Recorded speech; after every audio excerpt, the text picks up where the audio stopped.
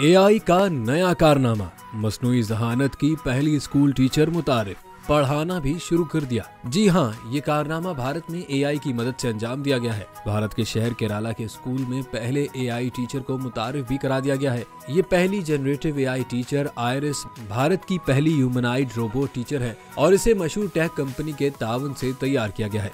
Robot teacher तैयार करने वाली कंपनी के मुताबिक ये रोबोट टीचर 3 ज़बानें बोल सकती है और तुलबा के मुश्किल सवालात के जवाब भी बआसानी से दे सकती है। और उनका दावा है कि ये इंटेल प्रोसेसर से लेस टीचर तालीमी शोबे में इनकलाब लाने के लिए तैयार की गई है।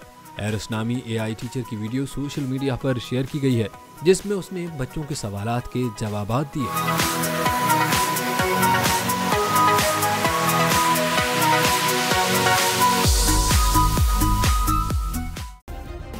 सब्सक्राइब करें और बेल दबाएं ताकि कोई खबर रह न जाए।